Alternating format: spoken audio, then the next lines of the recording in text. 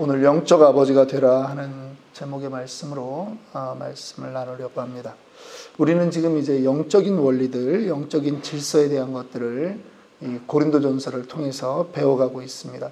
고린도 교회는 이 LA와 같은 이런 무역 항구에 위치해 있었고요. 그곳에는 물질적 풍요만큼이나 그 교회 안에 다양한 은사들이 있었고 풍성한 성령의 체험들이 있었습니다. 그럼에도 불구하고 그것이 문제가 되었던 그러한 경우들을 이 고린도 교회를 통해서 우리는 볼 수 있습니다. 이제는 그것이 우리에게 우리의 영적인 것들을 판단하는 아주 중요한 메시지가 되어 있는 것입니다. 사람은 영혼, 육으로 나눌 수 있습니다. 쉽게 말하면 영과 육으로 나눌 수 있는 것이죠.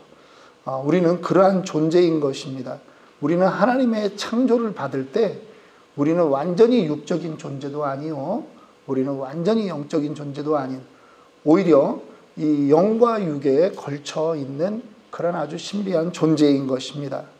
그런데 이 인간이 어떻게 하면 육적인 존재로 살아가는 것이 아니라 하나님이 원하는 영적인 존재로 살아가는가 하는 것은 이제 무엇이 우리에게 익숙해져 있느냐라고 하는 것입니다.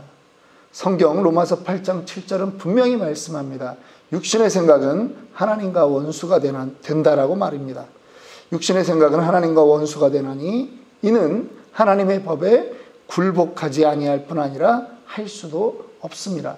이 육신적인 것으로는 하나님의 영광에 도달할 수 없다라고 분명히 성경은 말씀하고 있습니다. 영적인 훈련이 하나님의 기쁨이 되는 것입니다.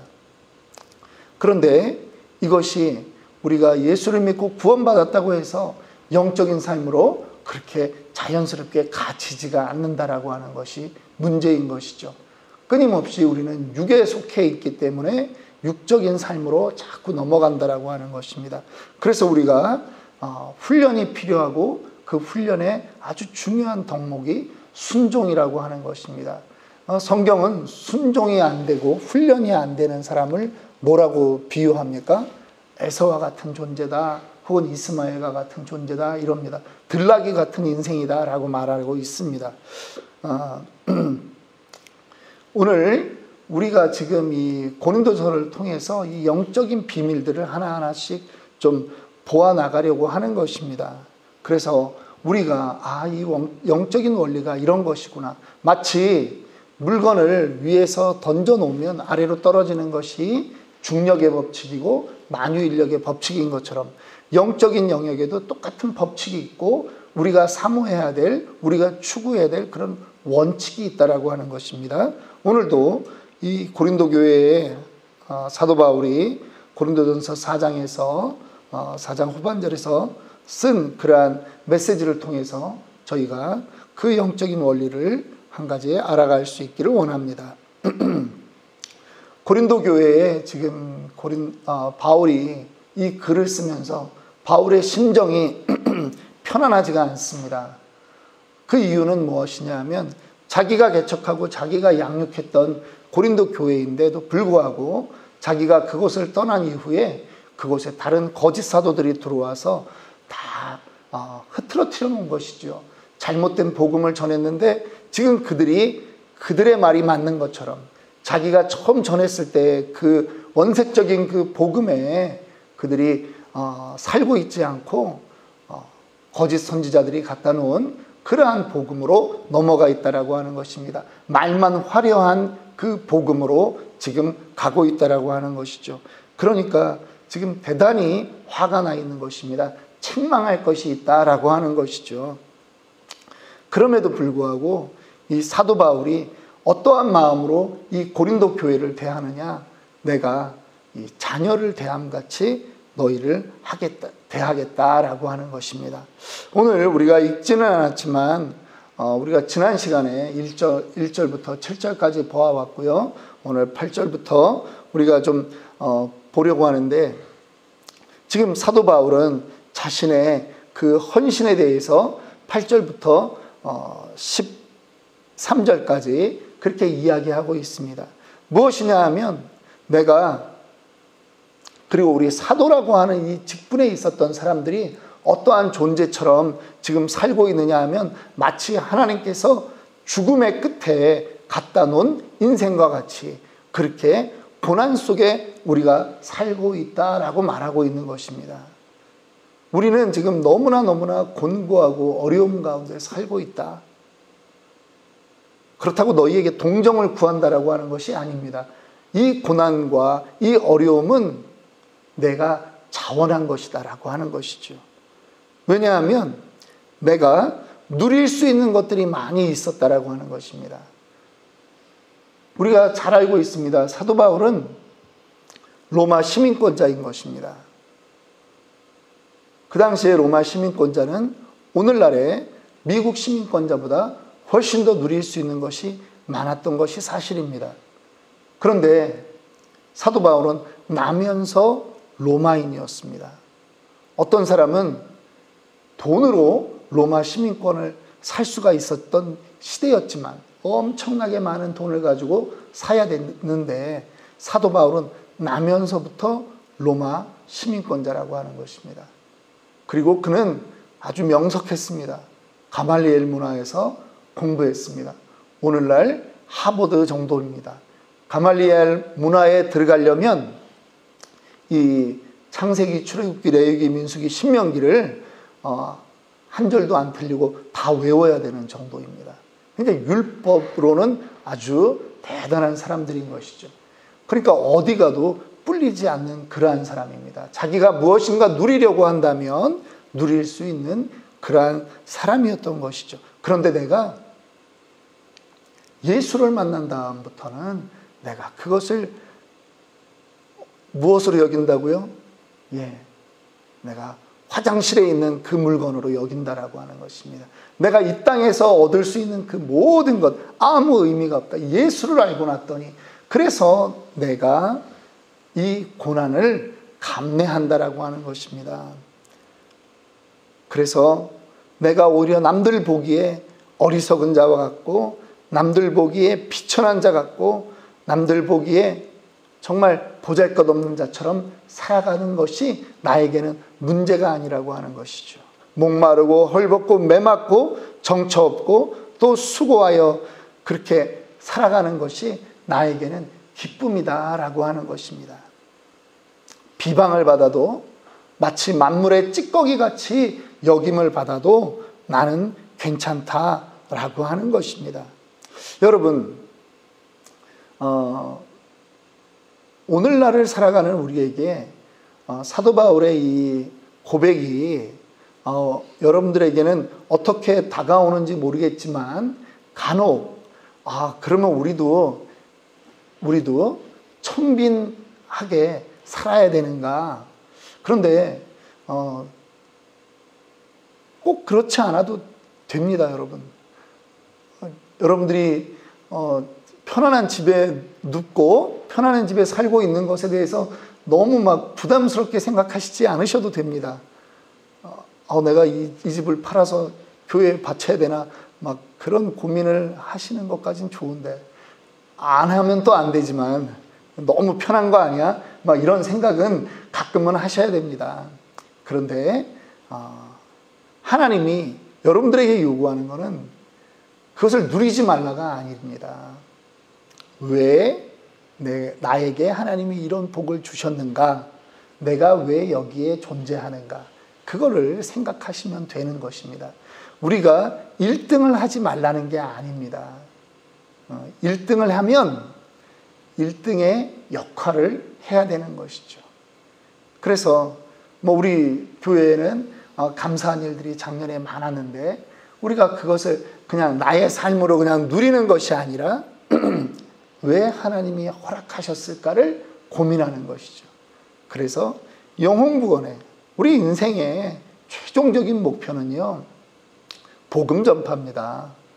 그래서 영혼구원이고 특별히 또 내 자녀에게 복음이 흘러내려가는 그러한 우리가 되어야 합니다. 그렇기 때문에 우리가 사회적으로는 신자가 해야 될 그 역할들, 바르게 살아갈 뿐 아니라 나의 가지고 있는 모든 것을 통해서 예수 그리스도의 복음이 흘러내려갈 수 있도록 그렇게 사용해야 된다라고 하는 것입니다. 그런데 지금 왜 사도 바울이 자신의 고난들을 이야기하고 있느냐? 지금 고린도 교회 사람들이 하나님으로부터 받은 그 물질의 축복들, 그것을 자기 육신들을 위해서 사용하고 있기 때문이라고 하는 것입니다.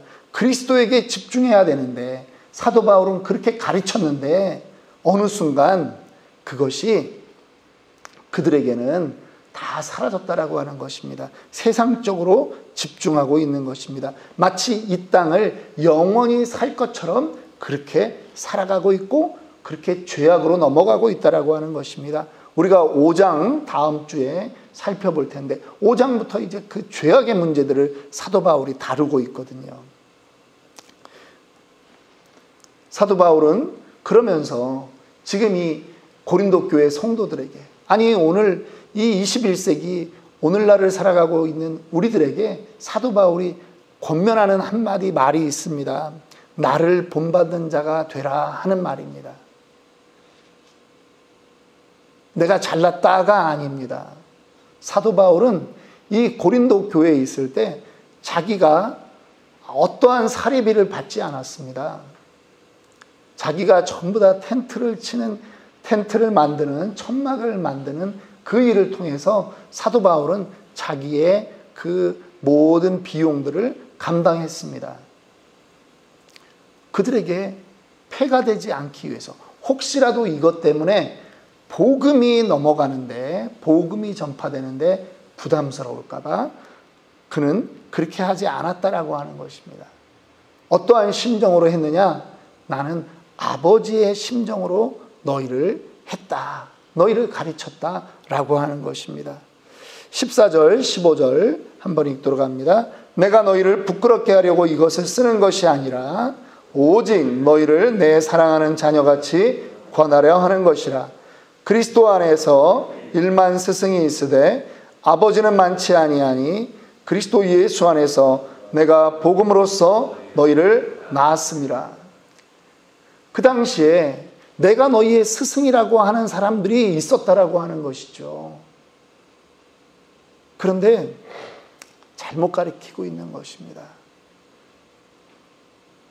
그런 존재들이 있었다라고 하는 거예요. 그런데 나는 그들과 다르다. 나는 너희를 자녀같이 대했다라고 하는 것입니다. 제자같이 권한 게 아니라 자녀같이.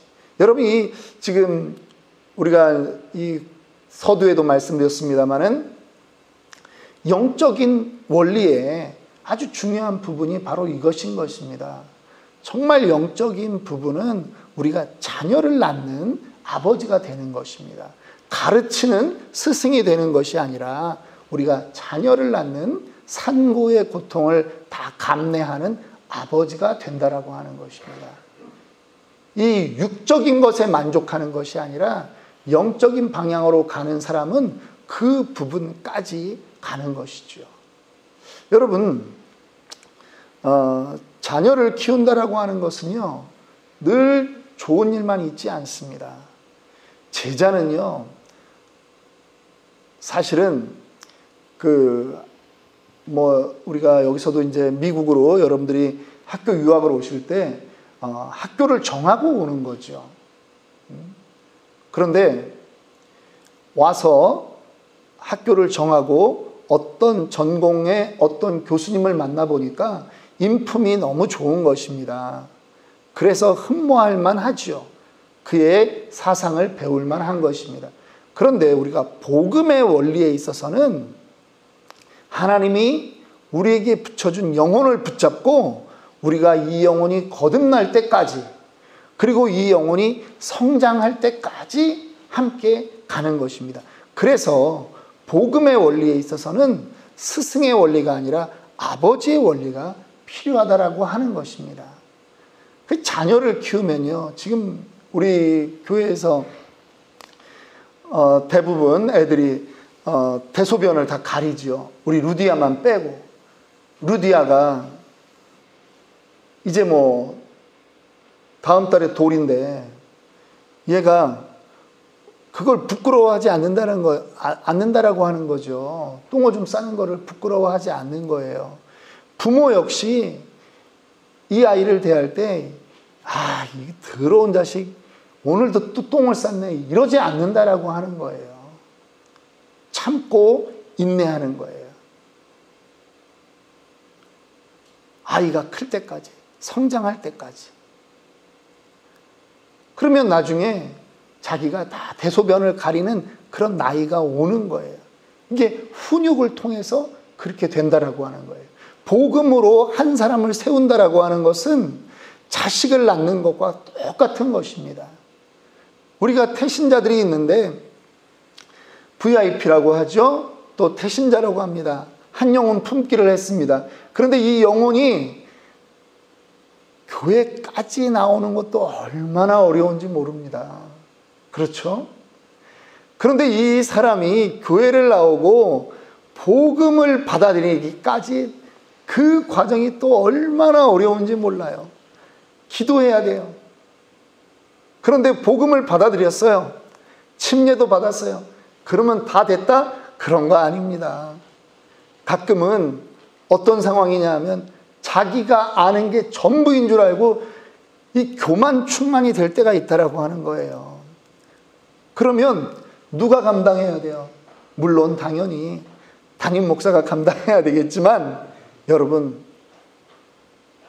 이 사람의 영적 아버지가 다가가야 되는 것입니다.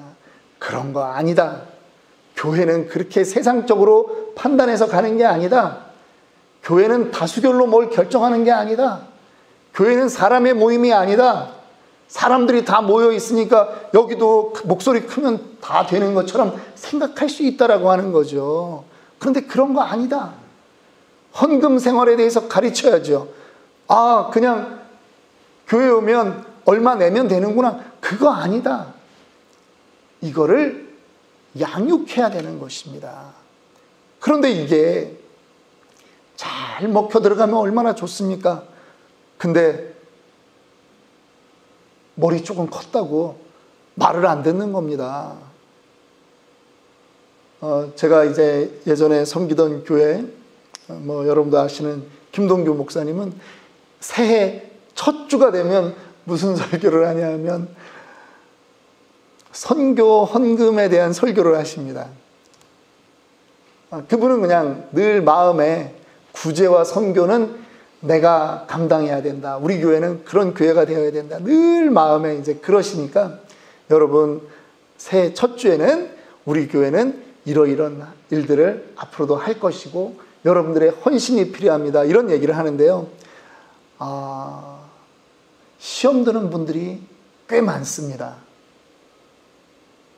성가대에 한 40명 성가대 했을 때 이제 제가 이렇게 있었는데 딱 성가대 예배 마치고 축도 끝나고 성가대가 이제 성가대실로 퇴장하는데 어떤 분이 딱 제 뒤에서 그러더라고요. 새해 첫 주부터 헌금 얘기나 하고 있고 이러는 거예요. 그러면 여러분, 우리가 어떻게 이해를 해야 되냐면 이분의 믿음이 지금 여기까지구나 라고 생각을 해야 돼요. 이분이 지금 또 넘어야 될 산이 있는 거죠. 이분에게는 아직까지 그 헌금이라고 하는 것이 나의 돈을 하나님께 바치는 거지 하나님이 내게 주신 것에 대해서 감사함으로 바치는 그 단계는 아닌 거죠. 그분은 그런 말을 할 수 있어요. 왜냐하면 중국에 와서 예수 믿었거든. 그분 수준에서는 그런 말이 나오는 게 맞는 거예요. 그런데 그분이 몇 년 전에 장로가 되었다라고 하는 기쁜 소식입니다. 신앙이 자라난 거죠. 제가 저한테 제 뒤에서 그런 말을 했을 때는 아직 안수 집사도 되기 전이니까 신앙생활하면서 그 헌금이라고 하는 이 고비를 못 넘어가는 거죠. 그런데 이제 점점 믿음 생활하면서 물질관이 바뀌는 거죠. 그런데 이 한 영혼이 변할 때까지 누가 필요하냐? 영적인 아버지가 필요하다라고 하는 것입니다. 오늘날 교회가 그렇습니다. 교회가 한 성도를 영적으로 양육하려고 하면 몇 년 있으면 떠납니다. 한 3년 있으면 떠나요. 이제 좀 교회에 뿌리를 내리겠거니, 이 심겨진 묘목과 같이 뿌려졌으니까 이제 자라나겠지 라고 할 때쯤 되면 떠난다라고 하는 거죠. 이게 마음에 안 들고 이게 싫고 해서 떠난다라고 하는 것입니다. 서두에도 얘기했지만 훈련이 안 되고 순종이 안 되면 우리는 그 인생을 들나귀 같은 인생이다 라고 말하는 것입니다. 에서와 같고 이스마엘과 같고 한 것입니다. 순종이 안 돼요. 왜 순종해야 되는지조차도 몰라요. 때로는 나는 신앙생활을 20년 했으니까 30년 했으니까 나는 이미 영적으로 이만큼 성장해 있다라고 본인만 착각을 하는 거예요. 보면은 아닌데, 아직도 애인데, 애와 어른의 차이는 어디에 있습니까? 애는요 딱딱한 걸 못 먹어요. 강대상에서 선포되는 어떤 어려운 말씀이 어떤 사람에게는 시험이 든다. 아까처럼 제가 그 헌금이 왜 새해 첫 주부터 축복의 말을 하지 않고 헌금 얘기하느냐 이렇게 나오면 아직 어린애인 것이에요. 그런데 그러한 권면을 잘 수용하고 맞습니다. 성경에 그렇게 되어 있는 말씀을 목사님이 하셨으니 내가 지금은 받아들이기 좀 힘들지만 내가 감내하겠습니다. 내가 아멘으로 받겠습니다. 라고 하면 성장하는 거죠. 성장하는 거예요. 오늘날의 교회에 이러한 부분들이 필요한 것입니다. 사도 바울은 그래서 말합니다. 고린도 교인들에게 나를 본받는 자가 되라. 그런데 지금 내가 너희에게 갈 수 없으니 내가 내 밑에서 나의 영적인 아들로 컸던 그 한 사람을 보내겠다라고 하는 것입니다. 누구를 보냅니까? 신실한 아들 디모데를 보내겠다라고 하네요. 너희가 이 사람하고 함께 좀 공부해라. 이 사람하고 함께 교제해라. 이 사람을 좀 섬겨줘라. 그러다 보면 이 사람이 내가 가르쳤던 것들을 그대로 가르칠 것이다. 사람의 가르치는 스타일은 다를 수 있지만 복음의 진리를 여전히 디모데의 입을 통해서도 너희가 받을 수 있을 것이다 라고 하는 것입니다. 지금 너희 주변에 말로만 하고 있는 그런 사람들을 따르지 마라. 여러분, 듣기 좋은 말에 넘어가지 마십시오. 듣기 좋은 말은 우리를 유익하게 만들지 않습니다. 우리나라 속담에도 있지 않습니까? 양약은 입에 쓰다라고 하는 것입니다. 여러분들의 영적인 성장을 위해서는요, 지도를 받아야 되는 거예요.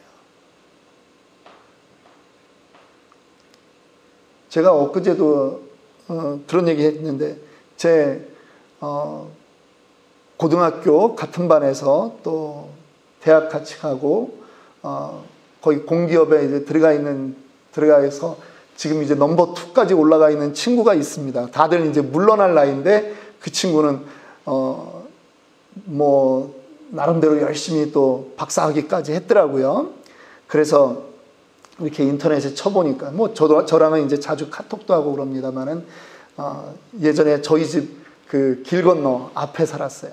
근데 이 친구가요, 대학 다닐 때까지 젓가락질을 못했어요. 못한 게 아니지, 자기 방식의 젓가락 이렇게 꽈가지고 이렇게 하는, 그래도 입으로 잘 들어가니까 전혀 문제가 없었어요. 아버지가 뭐라고 해도 이걸 못 고쳤어요. 근데 공기업에 들어갔는데 처음 회식 자리에 갔는데 부장님이, 과장님이 전부 다 그러는 겁니다.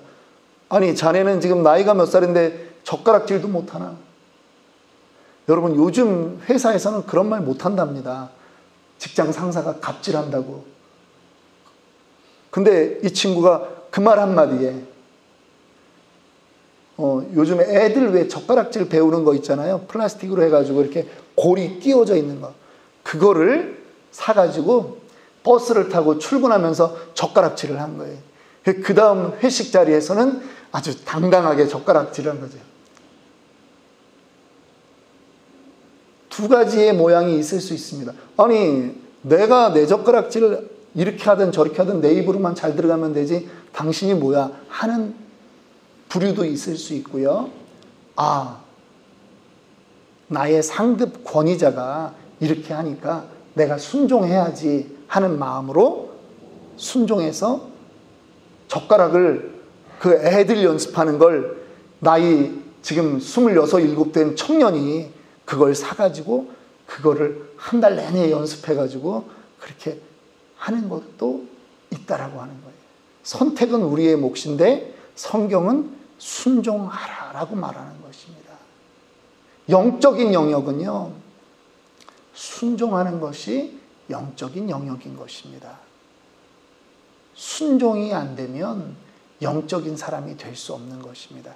그 영적이라고 하는 말을 제가 계속 풀어주잖아요.